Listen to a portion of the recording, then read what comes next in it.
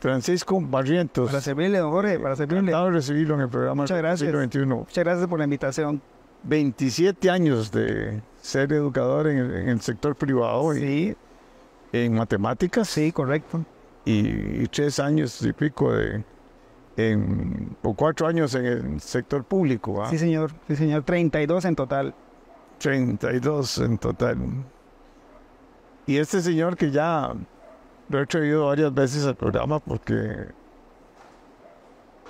Rafa tiene gran conocimiento, también profesor de matemáticas, y estamos ante una coyuntura muy complicada.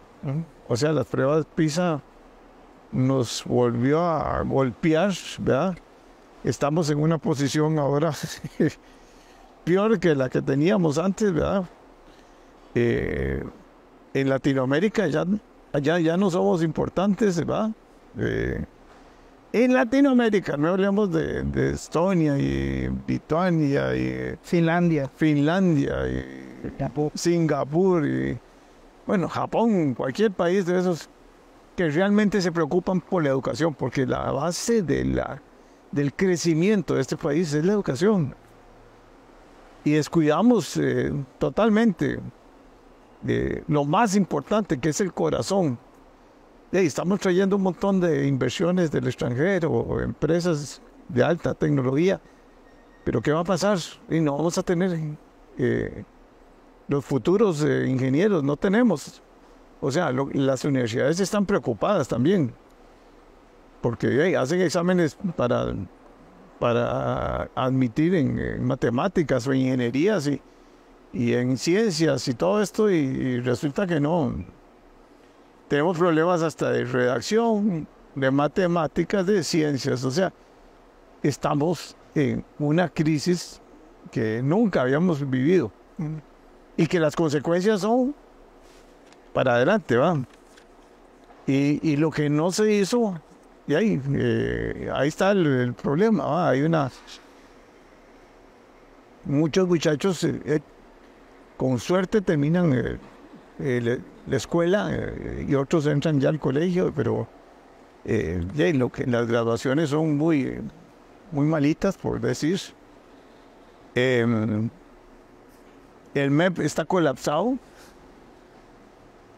El MEP tiene una cantidad importantísima de gente, 85,000 personas, o no, 90,000 casi, de los cuales la parte burocrática, la parte esa administrativa, que esa cabeza grande es muy grande, ¿verdad? La capacitación de y las exigencias, digamos, para ingresar a la parte de la educación no son importantes. O sea, a los alumnos se les hacen en curvas para pasar, ¿verdad? Y los alumnos también como que perdieron ya el respeto por la educación, ¿verdad?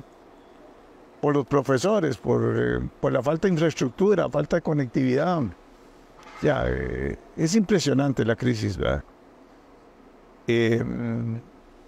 Yo soy medio radical para pensar en soluciones, ¿verdad? Creo que el modelo del Don Bosco y Cobao y otros que se hicieron, donde entra una mezcla de, digamos, de concesión o de alianza público-privada, son la salida. No hay otra. Si seguimos como seguimos, no vamos a hacer. Y hay que meter también a los gobiernos locales.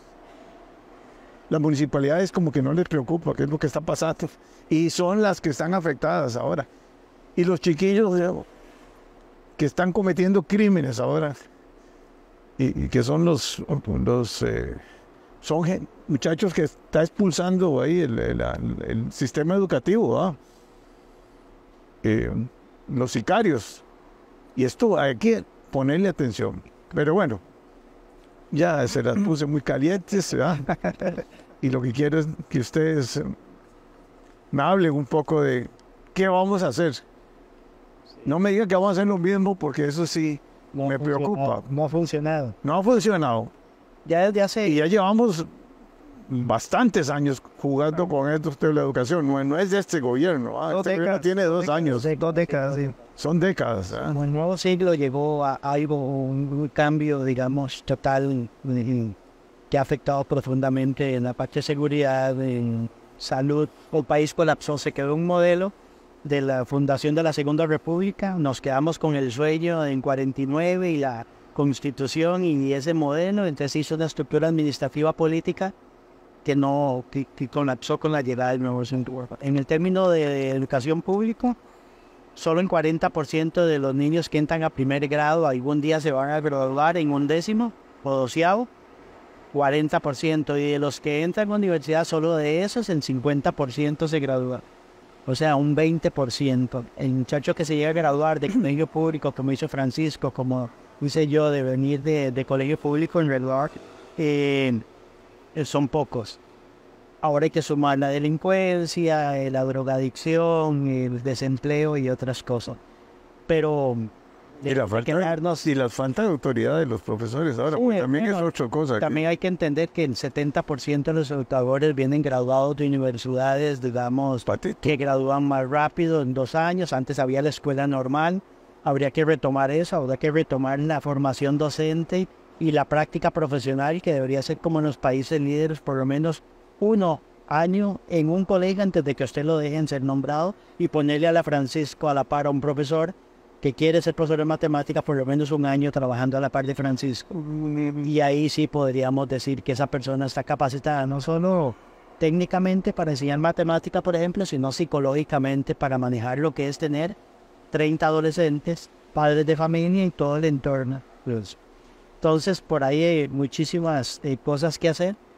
Creemos profundamente que no está funcionando, que no hay ruta. En este tiempo es un paréntesis histórico en el MEP, que del único bueno que podemos rescatar es que nos llame a la acción, de que no podemos seguir esperando y ver ese fracaso. Pero don Francisco, creo que igual que yo, que hemos pasado más adentro de un aula que fuera en nuestra vida como alumno y como profesor, yo creo que usted ha pasado más así con una tiza y pizarra y marcador con muchachos, y conocer la visión de Francisco, que es un profesor muy importante en matemáticas, un colegio líder en todo el modelo de academia, de formación integral de las personas y académicamente. Es un gran honor. Y entonces, como Jorge me pidió, ¿verdad? Francisco es una persona muy importante. Como mandemos a escuchar. Gracias, Rafa, don Jorge, gracias por la invitación. Yo hace poco, en una actividad un poco informal, le decía a unos contertulios con los que estaba ahí que me gustaría ver a David Ricardo viviendo esta época, el economista neoclásico, el fundador de la economía junto a Adam Smith, y ver a David Ricardo dirigiendo el Ministerio de Educación Pública, porque yo creo que David Ricardo en el Ministerio de Educación Pública encuentra la mejor forma empírica de su teorema de los rendimientos decrecientes. ¿En qué sentido? En el sentido de que el teorema de Ricardo dice que si uno empieza a aumentar un factor de producción en el diseño de un bien o de un servicio, la calidad empieza a decrecer. Entonces, si usted pone una panadería y tiene un horno para hornear pan y usted contrata un operario para hacer ese pan, digamos que ese operario puede hacer 20 panes en 1 hora. Pero si a usted se le ocurre contratar 100 operarios, todos se van a estorbar a sí mismos y la producción de pan va a disminuir muchísimo. Donde antes había 20 panes, ahora puede ser que haya 1 o ninguno. La calidad. Sí, y la producción también, ¿verdad? Entonces, yo veo al Ministerio de Educación Pública de esa forma. La veo colapsada totalmente de funcionarios que se estorban unos a otros. Y en uno de los artículos que publicó el profesor Rafa Moragoñi, él da citas concretas, números concretos, para no hablar de vaguedades. Y él en ese artículo menciona que más o menos la población estudiantil en Costa Rica se ha mantenido a lo largo de estos 10, 15 años. Sin embargo, los funcionarios del Ministerio de Educación Pública han crecido 3 veces. Entonces significa que estamos ante el problema del teorema de los rendimientos decrecientes, porque esos funcionarios están codo con codo, cada uno quiere figurar desde su perspectiva e imponer algunas cuestiones, tiene que justificar lógicamente su puesto, pero eso lógicamente va a ir en decremento de la calidad y del servicio que presta el Estado en educación, y ver la educación como una cuestión de movilidad social. Yo creo que estamos ante una crisis bastante grave. Es increíble la cantidad de papeles que un docente tiene que llenar, rellenar y rellenar, y eso lógicamente le resta calidad al servicio que él presta, por el cual estudió. Entonces, yo siento que la situación está bastante caótica, don Jorge. Es una situación que ya no puede tocar más bajo, porque yo creo que estamos en la peor época, en la peor época de la educación costarricense desde la fundación de la República en 1821, la independencia. Y la situación yo no veo que vaya con un norte, y yo no veo por ningún lado esa famosa ruta de la educación. No hay claridad entre la clase política, qué es lo que quiere, qué es lo que no quiere, y lógicamente eso se ve materializado en el desorden del organigrama al interior del mismo Ministerio de Educación Pública. Así que yo creo que estamos ante una crisis, ante un tsunami, ¿verdad?, de gran altura, y nos vamos a enfrentar con esto por las próximas 5 décadas, porque esto no se va a resolver así tan sencillo haciendo parches como han venido haciendo las administraciones gubernamentales en los últimos 35 años. No, yo creo que en muchas cosas hemos mejorado como país, ¿verdad? Pero en algo estamos claros, es que la educación se quedó atrás, ¿verdad? Que no ha habido las grandes transformaciones. ¿No sabe cuáles son las grandes transformaciones? Bueno, la parte tecnológica, la parte de matemáticas, la parte de la conectividad. O sea, ni siquiera hemos podido lograr la conectividad de todos los colegios y escuelas teniendo los recursos, ¿verdad? Entonces, el MEP se contrató uno, contrató al otro, y bueno, ha sido... ¿Inglés o no es well? ¿Inglés? No, inglés es algo preocupante también, ¿verdad? O sea, no sale creo que ni el 10%, ¿verdad? Y no es asunto de recursos. Estaba viendo la matrícula que había en el 2006 y la matrícula que hay ahora es levemente menor. Hay un decrecimiento poblacional que es innegable. En términos nominales, el presupuesto del MEP aumentó 5 veces. En términos reales, por la inflación, el doble. Estamos invirtiendo el doble, ya 2.5 billones, o sea, 2.5 de millones anuales. O sea, invertimos el doble. Invirtió el doble en la panadería, que dijo usted. Pero los indicadores van por el suelo. La panadería, a la gente no le gusta el pan, no pasó, y usted invirtió el doble y le está costando el doble de pan. Le estás vendiendo el bollo de pan a 2.000 colones y antes valía 1.000, y la calidad decreció. Eso no es sostenible. No es sostenible y va a colapsar. Lo malo es que nos lleva a una crisis social donde colapse el mismo MEP, el presupuesto colapse, y entonces... ¿Cuántos colegios, escuelas tienen problemas sanitarios? Más de 1.000. Y de los 4.000, creo. Más de 1.225 colegios. Servicios sanitarios insalubres, pizarras que se caen, maestros no nombrados, maestros interinos siguiendo en un sistema de nombramientos que solo reparte pobreza, que usted en octubre no sabe si va a nombrar aquí o lo van a mandar a Guapiles en 20 elecciones. Eso no es sostenible. Ya el docente interino en octubre no sabe qué va a pasar, y su calidad como funcionario, pues, sí, inestabilidad emocional es, más la parte disciplinaria, ¿verdad? Que decayó con la ley esa de 1999, que ha tenido un impacto, a pesar de que ya se va a reformar, impacto profundo en eso. Los buenos profesores tiraron una toalla, amenazados, amedrentados, y una serie de cosas. En realidad no vale la pena hacer algo que ya es general y que el sistema colapsó. La gran pregunta es ¿qué hacemos? ¿Y qué hacemos que sea distinto a lo que hemos hecho pasado, porque... Sí, don Jorge, el problema que yo siento a propósito de esto que está mencionando el profesor Mora Goñi, es que la administración de la educación quedó en manos de la universidad. O sea, quienes escribieron los planes en la reforma de la primera administratura de Leonardo Garnier eran catedráticos universitarios. Lo digo porque yo estuve ahí, lo vi, nadie me lo contó. Y en el universo en el que se desenvuelve un catedrático universitario no es el ambiente de aula que tiene el profesor en la escuela de los Guido, o el profesor que trabaja en el Liceo de Costa Rica, o el profesor que trabaja en una zona alejada de la capital. Entonces, desde un escritorio de catedrático universitario usted puede fabricar mundos posibles, quitar, poner cosas y lo demás. Y yo creo que en ese sentido, no sé si hubo, vamos a suponer que no hubo alevosía en ese crimen, yo creo que el exministro Garnier puso sus manos en el fuego por este tipo de reforma. Y el docente, el profesor que llevaba décadas trabajando en clase, digamos, nunca fue consultado. Nada más le dijeron, esto es lo nuevo que hay que hacer. Estas son las capacitaciones, estos son los libros de texto, ¿verdad?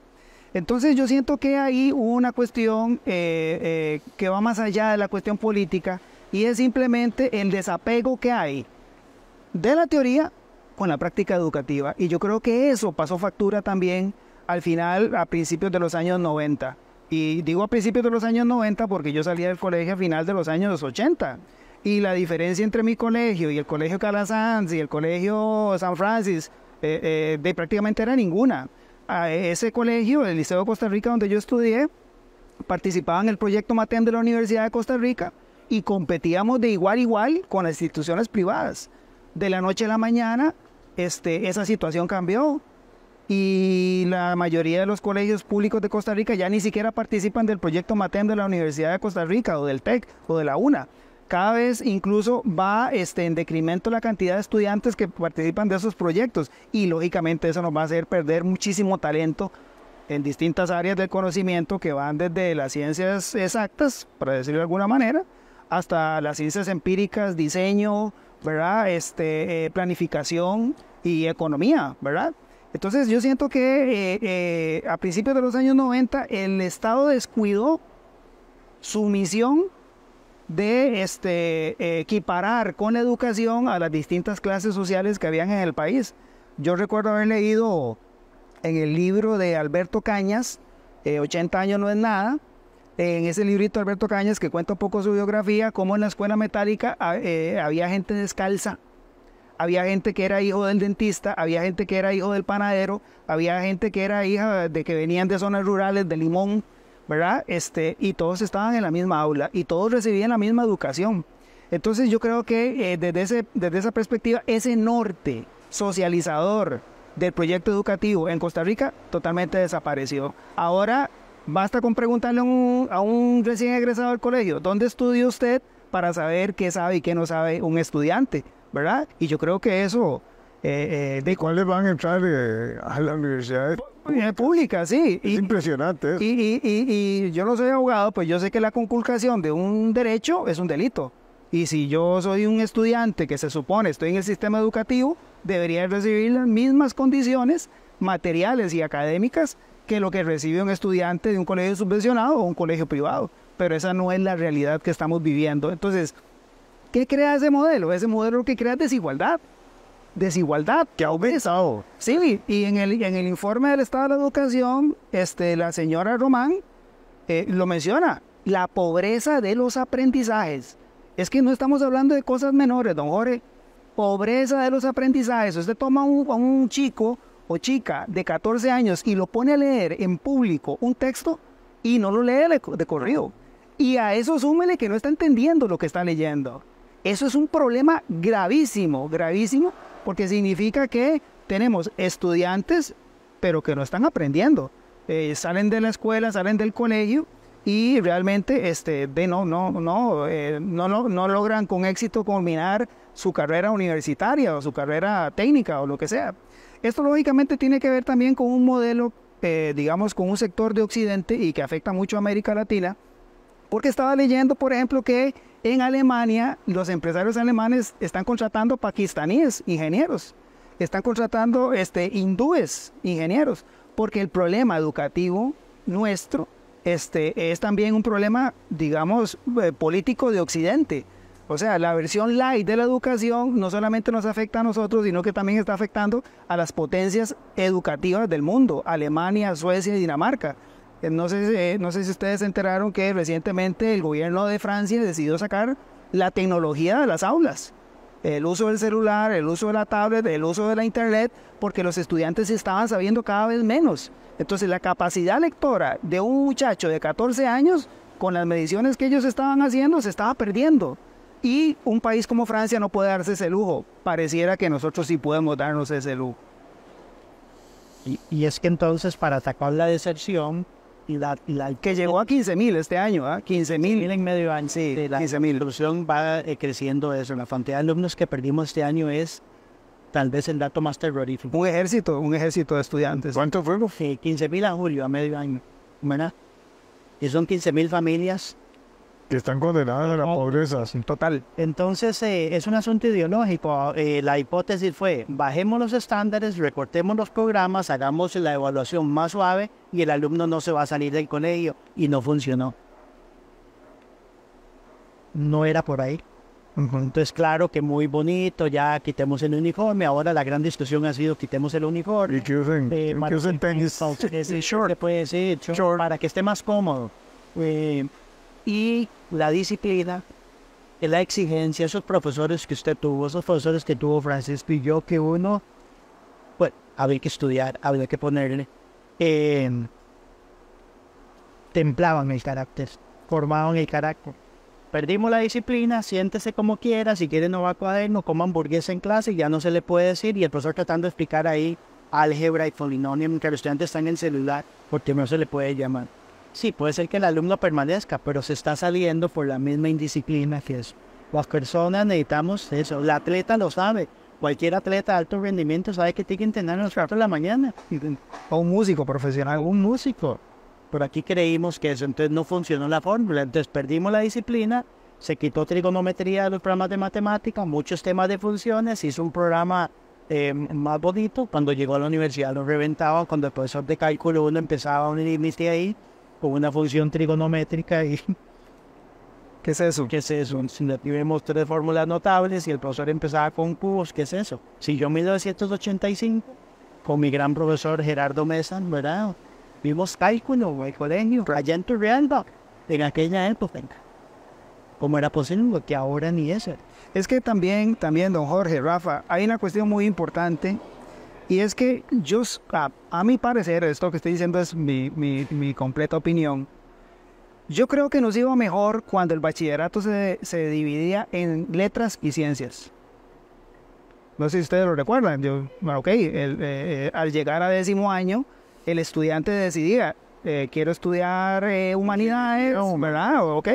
Humanidades, entonces se leía más el Quijote, la segunda parte del Quijote, se leían obras, el poema de Dante, se leían un montón de cosas. Y al llegar a 10º año había otros estudiantes, como hice yo, que elegimos la parte científica, entonces recibíamos más química, recibíamos más matemática. Y de alguna u otra manera eso ya estaba vinculado con una decisión vocacional. No todas las personas a los 16 años saben lo que quieren, pero es bueno que se decidan, ¿verdad? ¿Por qué? ¿Por qué es bueno que se decidan? Porque si no se deciden, van a tener 40 años y van a estar todavía dando vueltas de cuál es la mejor decisión, cuál es la mejor decisión, cuál es la mejor decisión. Y en educación lo fundamental es pasar por la experiencia. O sea, por eso decía yo hace un rato que la cuestión de delegar el diseño del plan de estudios a catedráticos universitarios, eso fue una pésima idea. ¿Por qué? Porque el catedrático universitario no tiene la experiencia de campo, la experiencia de aula que puede tener un profesor como Rafa o muchos profesores y profesoras que se distinguen precisamente por dar lo mejor de ellos en una clase. No se les consultó porque se vaciló un poco con esa idea de que el catedrático universitario, como es catedrático universitario, es casi un señor que vive en el Olimpo, entonces sabe de todo, ¿verdad? Lamentablemente eso, lógicamente, como dije hace un rato, eso nos está pasando una factura carísima. pero carísima. Por eso yo en mis adentros a veces pienso sería bueno volver al método anterior, ¿verdad? Hay papás y colegas que dicen, no, pero es que es volver al pasado y la educación del futuro no puede ser la misma que hace 100 años. Y yo siempre les digo, bueno, la Biblia se escribió hace 2000 años y se sigue leyendo. No hay nada de malo con que algo que haya triunfado en el pasado no se puede aplicar ahora. Pero sin embargo vivimos bajo el seño de que la inteligencia artificial va a resolver todos los problemas de la humanidad. Y ya sabemos que eso lógicamente... Inteligencia natural. Y que exacto, que la inteligencia natural ya no importa porque la inteligencia natural siempre es imprecisa, es emocional, es avariciosa y lo demás. Pero sin embargo, el mundo de los seres humanos es el mundo que debería importarnos, ¿verdad? Sí, entonces un mundo más simplista donde un microondas te calienta la comida en dos minutos y no había que prender el fogón como hicieron nuestras abuelas y bisabuelas. Todo ese esfuerzo templaba el carácter de una sociedad puesta que se levantó con fuerza. Ahora todo es light, inmediato. Le preguntaba a un muchacho quién era Kafka y me decía que era un rapero. O un futbolista. Que si un futbolista, ¿quién era Kafka? Me decía que no sabía ni la más mínima idea. Un muchacho que lleva 11 años de estudio, porque ya no se leen las obras, ahora se lee el resumen. Pero en general, No, creo que... y ahora tampoco redactan ni saben. Girando un poco a las soluciones, nosotros hablamos de una palabra revolución nos gusta, pero una conspiración educativa de la esperanza.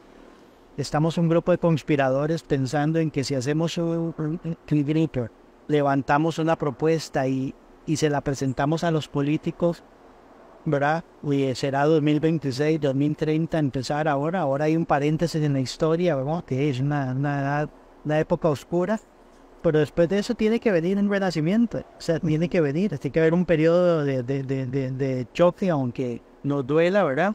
Poder aceptar que hay que cambiar el modelo, aumentar la cantidad de colegios subvencionados, que hay cooperativas que pueden hacer un trabajo excelente, que hay grupos de educadores que podríamos ir los sábados a trabajos de matemática, que podríamos extender. Podríamos hacer, vamos a ver, yo creo mucho y que toda la sociedad tiene que involucrarse en esto. Y recuerdo mucho a mi maestra, la niña Margarita, le decíamos, y en ese tiempo las profesoras o las maestras eran realmente educadoras y se preocupaban por uno, hasta por los problemas familiares. Participaban con los padres de familia.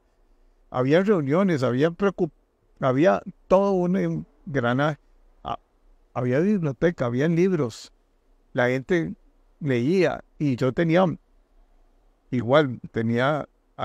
compañeros míos de distintas clases sociales, o sea, no había esos estratos que hay ahora, porque la clase media está asfixiada, porque si quieres futuro para tus hijos, tienes que meterle en un colegio privado, y estás hablando ya de $1000, ¿verdad? Y digo yo, bueno, ¿y por qué no? Lo hablamos, el San Francisco nació con apoyo del Estado, el Cobao también, ¿verdad? Y podemos hablar de San Luis Gonzaga. Especial, casualmente es el primero del país que por cierto está viviendo. Y el modelo, vamos a ver, de los colegios científicos, ¿es por qué? Porque de verdad ahí hay una disciplina, hay una estructura. Bueno, los muchachos están ahí. 7 de la mañana, 5 de la tarde. Ahí hay disciplina. Y el que no quiere, pues se va. Y me imagino que hay mano dura. Y aún así filtrados, escogen 30 en décimo y se graduarán 20 en décima. Claro, o sea, todavía aún así el proceso de filtro quiere decir que entonces la disciplina sí es importante. Porque un de estos decía un político, no, vea, el mejor promedio de admisión fue una muchacha de un colegio científico. Lo que no dijo él, pues que estuvo 9 años en educación privada.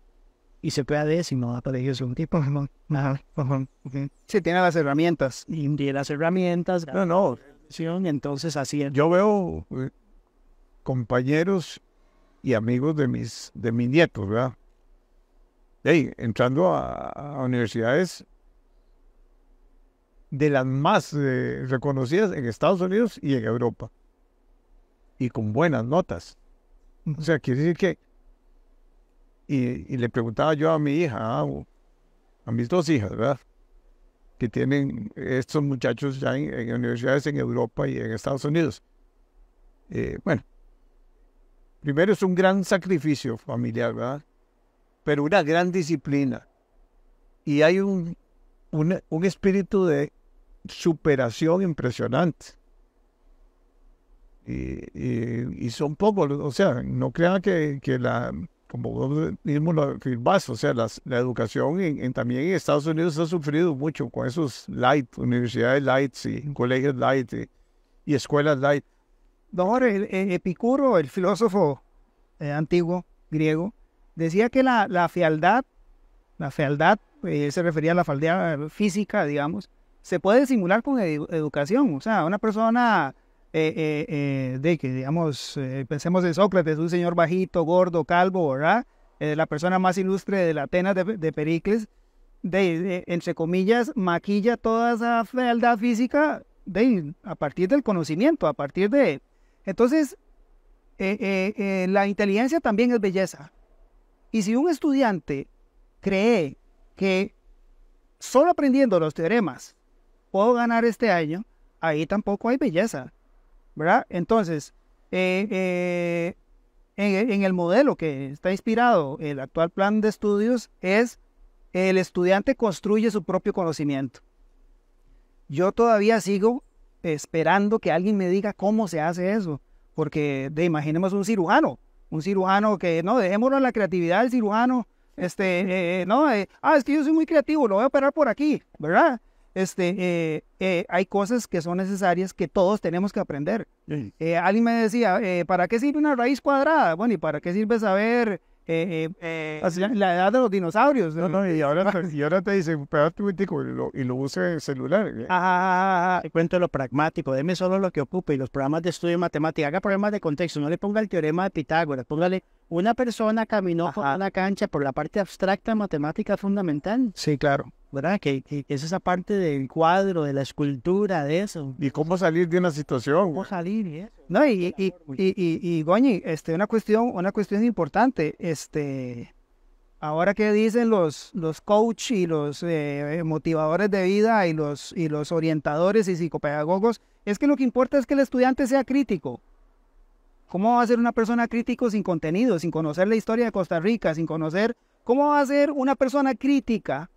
¿Cómo vamos a construir una persona crítica, digamos, en el área de la historia de Costa Rica, si esa persona no leyó nunca? Es imposible. Francisco, perdón, yendo más allá, una persona sin voluntad y templanza de carácter no puede ser feliz. Si yo ando desbocado por el mundo y hago lo que yo quiero, porque aparte de que sea crítico, quieren que sea feliz, no lo molestemos al muchacho, usted no puede ser feliz en el mundo real, así como fuimos concebidos con inteligencia, voluntad, ¿verdad? La disciplina juega un papel por todo lo que ha logrado usted y cualquier persona que usted vea de éxito, aunque no has de estudiar. Se trata de disciplina, de salir lloviendo, de madrugar, de esforzarse. Entonces, aliviémosle todo, que todo sea sencillo, no te preocupes, sea feliz. Ese es un cuento que está pagando un precio. Esos motivadores se llenaron estadios, ahora la gente le está volviendo de ahí. No decía que yo si me ponía el universo me iba a traer todo, yo iba a lograr todo lo que yo quería. Como invocarlo. Sí. Así es. Sí. Y bueno, y hacer un llamado, don Jorge, dado su foro tan importante de Reto Siglo XXI, la importancia que tiene usted como ciudadano, ese señorío que debemos recuperar en la gestión pública, don Jorge, hay que decirlo así. Hacer un llamado a de que no podemos tirar la toalla, convertir la educación en un berreo, hagamos algo. Hemos abierto un foros, empecemos a escuchar gente, construyamos una política, una propuesta educativa fuerte, coherente, diferente y dársela en el 2026 a los que deseen. Pero de los que están en acción.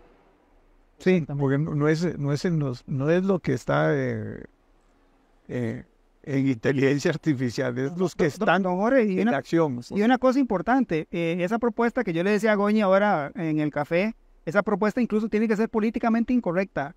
O sea, tiene que decir incluso las cosas que desagradan a la gente. Ah, sí. ¿Verdad? O sea, porque si vamos a hacer una política, lo vamos a diseñar para quedarle bien a los votantes, para que después vuelvan a votar por nosotros, entonces vamos a seguir en este populismo que hay ahora es exacto. Entonces tiene que ser una propuesta robusta robusta, o sea, que vea la educación como un fenómeno integral, porque si no, va a reinar la entropía, ¿verdad? El principio de entropía dice que un sistema empieza ordenado y conforme pasa el tiempo se empieza a desordenar, y vea dónde estamos ahora. Estamos ante un caos completamente inexplicable. Y por tercera vez ha ganado la presidencia alguien que no la esperaba. Y yo creo que hay que tener vocación de poder. Nosotros necesitamos urgentemente un estadista o una estadista, no un presidente. Que es muy popular eso, se nos está yendo en el show, en eso, ¿verdad? Los grandes debates no son educativos. Yo no recuerdo debates antes de las elecciones. No hay debate. No. Ya no hay debate, es un show, que el video, que el casado de Min, que el otro. Y no hay partidos políticos serios, o sea, haciendo análisis. Si ganan partidos taxi, vamos a tener una educación pirata. Necesitamos más que un ministro y que le meta arriba de eso una cabeza y un equipo de gabinete y un presidente, una presidenta, ¿verdad? Que un estadista. Usted me preguntaba cuáles son los ministros de educación que se regan. Yo le digo, ¿cuál es el estadista? Y ahí está, tiene que haber gente con señorío, vocación de poder y todo para que retome las riendas del país, porque no solo la educación y la cultura. Sí, también. ¿Qué pasa con la economía? ¿Qué pasa con la seguridad? ¿Qué pasa con esto? Entonces, creo que tenemos 2 años para en serio decir, se busca estadista. Desgraciadamente, Goñi y don Jorge, uno percibe al candidato, pero conoce al presidente. No sé si me explico. En las campañas políticas, todos percibimos a los candidatos haciendo propuestas, hablando, ¿verdad? Esto va a mejorar si hacemos esto otro, ¿verdad? Entonces, el ciudadano, el votante de la calle, digamos, el que anda caminando como yo por la calle, de ahí uno tiene una percepción del candidato.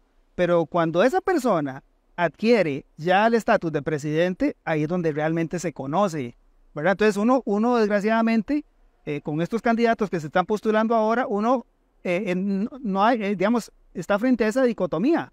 Percibe una cosa, pero la realidad es otra. O vende un discurso y se ejecuta, y se ejecuta, y se ejecuta otra cosa. Entonces, perdón, tenemos un presidente que entonces no la esperaba en febrero y viene la segunda ronda que tampoco la esperaba, gana en abril la segunda ronda, pero el cambio de poder es 8 de mayo, vaya, dígale a 10,000 personas que si quieren ser ministros, la mitad le va a decir que no. Sí. Y entonces ahora vemos en el ministro de Educación, decía la señora ministra que estaba debajo de un árbol ahí, descansando, ya pensó ahí, y le ofrecen el MEP, le ofrecen un barco de 1 millón de alumnos, y lo voy a tomar a ver, o sea, no es así. Es experimentar. Sí, la curva de aprendizaje es cara y todavía seguimos como en campaña, peleando por medio. Yo lo que necesito es un estadista. Mi hijo y sus nietos y sus hijos, lo que necesito es un estadista. Eso es lo que necesitamos, una persona de ese sentido. Con mucha responsabilidad y con mucha visión de futuro. Claro. Y que jale a los mejores. O sea, aquí hay la meritocracia, hay que volverla. Tiene que ser no puede pilar, ser. tiene que ser el pilar. No podemos improvisar, ni podemos traer tampoco gente que no tenga experiencia. O sea, hay que... la experiencia es la que te da... las canitas te dan muchas cosas buenas. Yo con mucho respeto le decía a Goñi a modo de broma, a mí me ha llamado la atención cómo es posible que un millennial, su primer trabajo sea ser diputado de la República.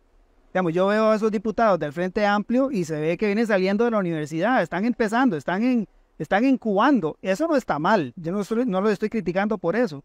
Pero desgraciadamente en la Asamblea Legislativa necesitamos gente con colmillo, gente que realmente haya pasado por donde asustan, gente que se haya enfrentado a los problemas coyunturales grandes del país. Yo respeto a los diputados del Frente Amplio, los eligió el pueblo, sus razones tendrá, pero yo realmente no voy a decir que son inexpertos, o que no tienen una formación. Evidentemente tienen una formación, pero para el puesto que desempeñan se necesita una persona con experiencia, se necesita una persona que haya vivido la cuestión política de primera mano. No puede ser, aunque haya buenas intenciones, que que mi primer trabajo sea, salgo de la universidad, me uno a un candidato y termino siendo diputado a los 30 años. Chamba. La primera, sí, exacto. La primera chamba. Sí. Primera chamba, hay una canción que está muy de moda casualmente por eso. Es el primer poder de la República. Es el primer, exacto. De la patria. Exacto. Qué señorones, vio usted pasar esa asamblea de ministros. Sí. Don Jorge se representa ese señorío de esas personas que eso. Entonces no, no nos metamos en política, es un descrédito. No, hay que tener experiencia, vocación de poder, inteligencia, humildad. Y se ha convertido esto en un show. Ahora resulta que entonces, si yo me veo al espejo y a un amigo ahí benintenciado me dice, ¿usted podría ser presidente? Me voy. Y el problema es que está en esa volatilidad que cualquier... Sí, la incertidumbre es altísima, sí. Entonces, ante esa incertidumbre... Pero bueno. O sea, hay mucho camino por delante. Hay muchas ideas buenas. Yo creo que el MEP hay que transformarlo totalmente, ¿va? Yo es que no creo en esas estructuras verticales tan grandes. Yo creo que los gobiernos locales y las alianzas públicas y ojalá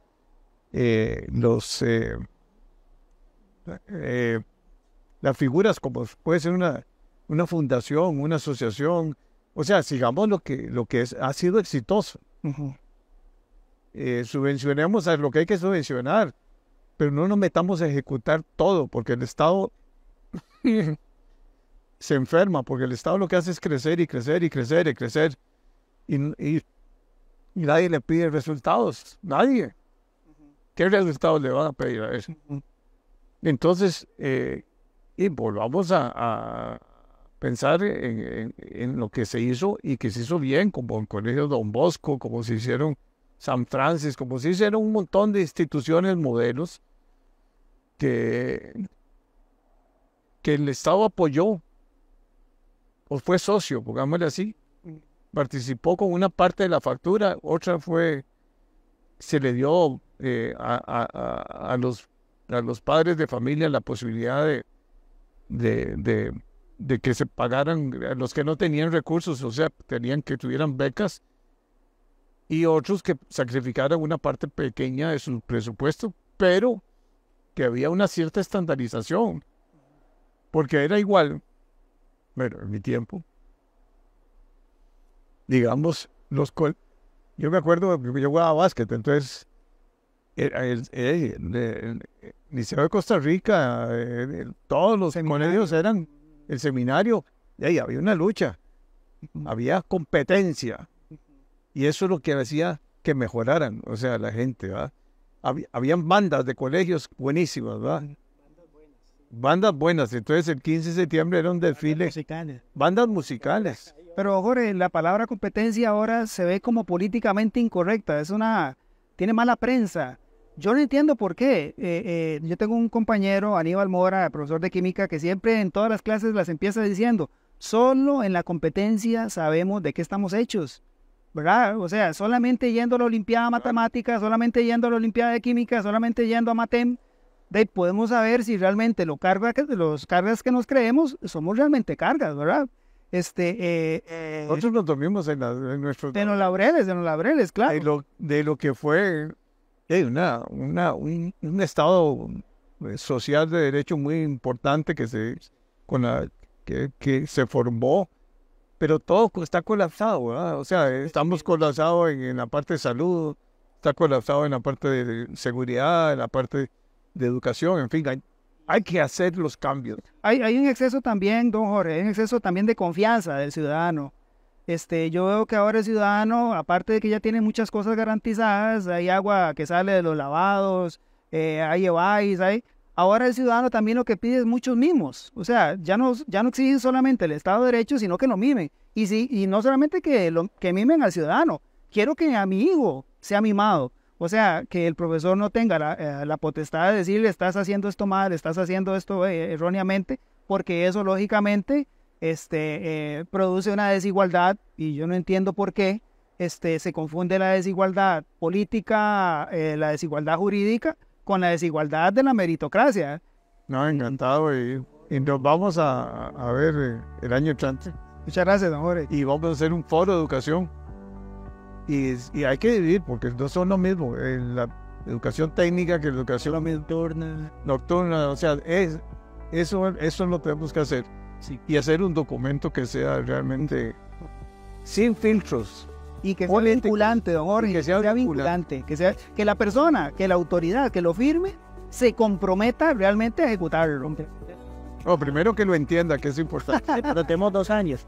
Creo que es importante empezar y no llegar al 2026 volviendo otra vez, diciendo que las pruebas PISA quedamos negativos más bien, y que entonces está perdido eso. Y por esas familias que su única esperanza es que su hijo estudie y vaya un día a la universidad, no podemos claudicar. No claudiquemos. No. Gracias. Gracias. Don Jorge, gracias.